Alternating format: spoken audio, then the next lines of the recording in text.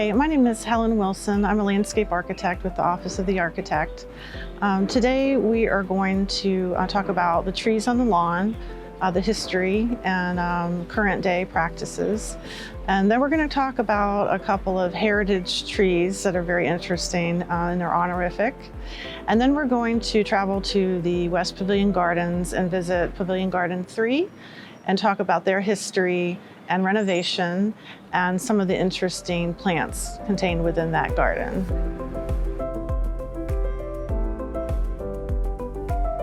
Early prints of the lawn do not show trees on the lawn. However, we know that Jefferson intended trees to be planted on the lawn because in part due to a letter to William Thornton in which he notes grass and trees on an early design sketch of the Academical village. Also, the University proctor in 1823 purchased 100 black locust trees to be planted on the grounds. They are rot resistant. They have rot resistant wood, which is why they're used for fence posts and decking, but they're very short-lived trees. And so by the 1850s, when William Pratt was working at UVA, he was the first superintendent of buildings and grounds. He began replacing the declining locust trees with maple and ash trees, as you see this very large ash tree behind me here. The trees became quite densely planted over the years. A single row became a double row, and they were planted across the face of the pavilions. In the 1990s, the Office of the Architect created a 100-year tree planting plan for the lawn. And this specified exact locations for trees, tree spacings, and the trees to flank and frame the pavilions rather than running across the face of them. That plan consisted of all native ash trees, so white and green, pumpkin and blue ash. But the blue and pumpkin ash proved a little bit difficult to obtain in the size that we would plant here on the lawn. And so that diversity that was intended was not being implemented. Also, as that plan was being implemented, the loss of the maple trees on the lawn was lamented, the brilliant fall color of reds and orange. So the Office of the Architect updated that plan to include specific locations for cultivars of red and sugar maples on the lawn. The emerald ash borer arrived in the United States in the 2000s. And our landscape department here at UVA began treating its heritage ash trees before the pest ever got to Virginia with a really effective injection system. However, only the mature trees can be treated. The small trees have to be treated with a soak, an insecticidal soak, which we would not do in a public landscape. So that combined with the fact that the ash trees are getting difficult to find in the trade meant the university needed to consider alternate species. So the Office of the Architect engaged Wolf Josie Landscape Architects to help with that research. And so today we are planting Morton elm, Jefferson elm, a seedless sweet gum, a seedless Kentucky coffee tree, black gum, and of course the cultivars of red and sugar maples. That plan, which is called the Lawn Tree Framework Plan, is available on the Office of the Architect website and has some wonderful information contained within it. The ginkgo tree is a prehistoric species. Fossil records date it back to 200 million years, which is the early Jurassic period. It was a dominant species in what would become North America, but disappears from fossil record about 7 million years ago. But happily, the tree persisted in remote areas of China and was brought back to North America and planted in 1785 in Philadelphia. The ginkgo tree is dioecious, meaning there are male and female trees. The female tree produces a fruit that has butyric acid that smells like rotten cheese when it is squished. But happily, this tree is a male. The tree has really unique leaf shape, this fan sort of shape, that turns a brilliant yellow in the fall and drops its leaves seemingly overnight and leaves this beautiful pool of yellow beneath the canopy. It is a very slow-growing tree, which means it's very strong and it doesn't tend to break up or split. It's also very long-lived. There are some trees that are claimed to be 2,500 years old. This tree was planted in 1860 in name of William Pratt, who was the first superintendent of buildings and grounds. And there is an old hitch here embedded in the trunk that dates from those very early years. Last summer, Monticello Center for Historic Plants took 100 cuttings of the Pratt ginkgo and are rooting them and growing them out, so there will be exact copies of this magnificent tree. The university will plant some of those here on grounds, and others will be available at the center's plant nursery for sale.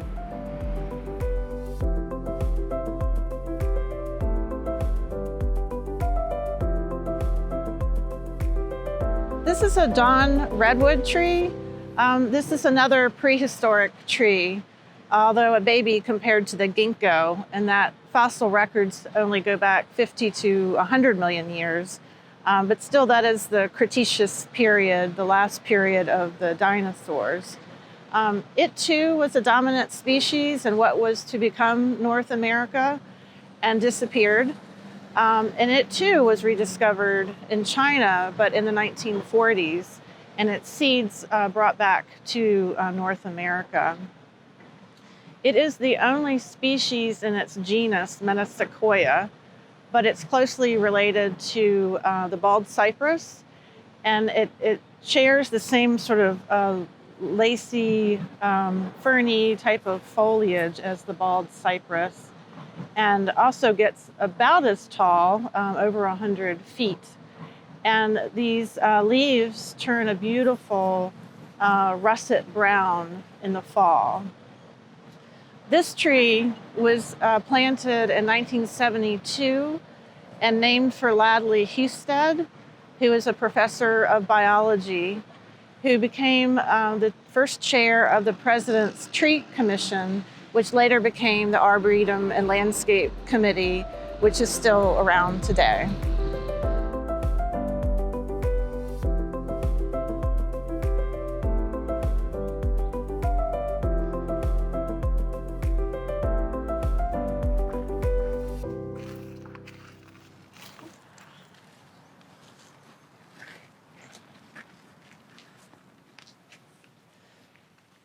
So although Jefferson laid the framework out for the Pavilion Gardens, which is beautifully depicted in the 1822 Maverick Plan, he didn't leave plans for the gardens, and so we don't know what was intended for them.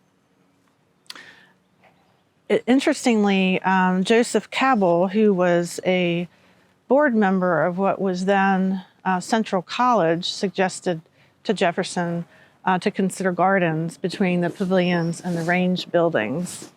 Obviously, he liked that idea because we do have the Pavilion Gardens. They are well known for their serpentine walls. Jefferson did not perfect or invent the serpentine walls, although he perfected their geometry. They were utilized in Europe, and in England were called crinkle walls. These walls are just one brick thick, so they rely on their undulations for their structural stability.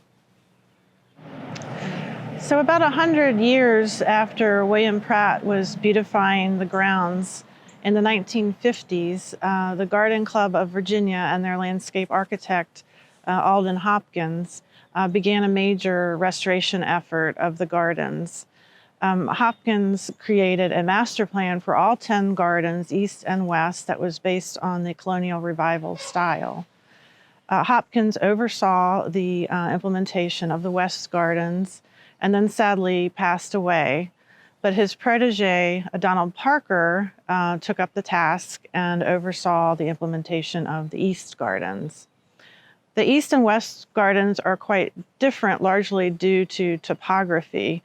The east side of the lawn is very dramatic in its drop in elevation, and so those gardens are more terraced than what we see in the West Gardens.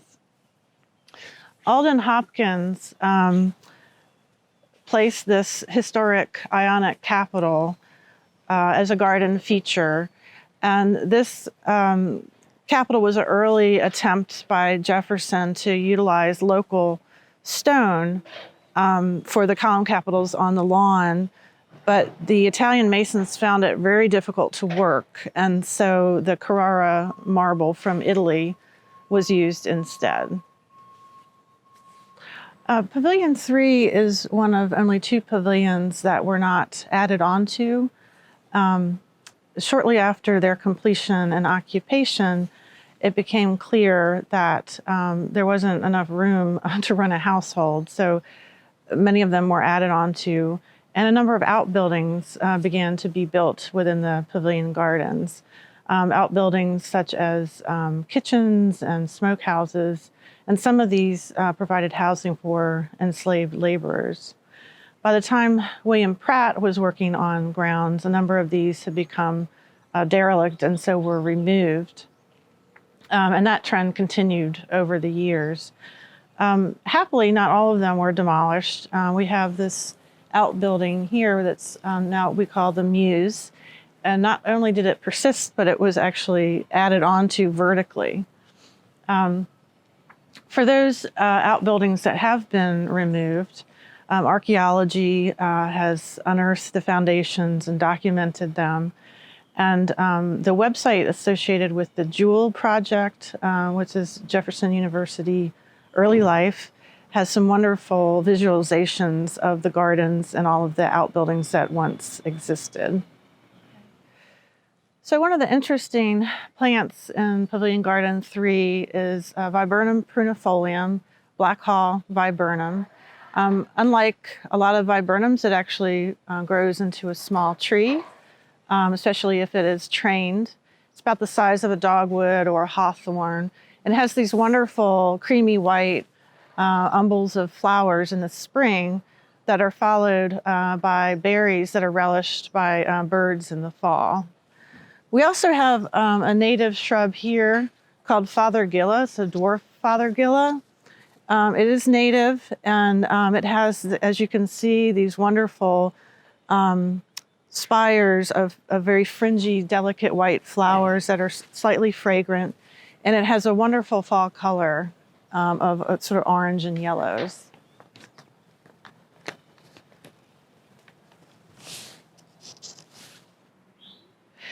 This is a climbing hydrangea. Many of you are probably familiar with hydrangeas as shrubs, but this is a vine. It's a very strong grower. It can climb just about anything. It has these aerial roots or holdfasts that attach to any surface. In the winter, it has a beautiful exfoliating bark, and in late spring, it has large white hydrangea-like flowers, followed by beautiful color of the leaves in the fall and a yellow to orange tones. Thank you for your time. Spring is the perfect time to visit Charlottesville, University of Virginia, and the surrounding area. So I hope that you can come and visit and walk through the gardens. It is the perfect thing to do during a pandemic, but please stay safe and come visit. Thank you very much.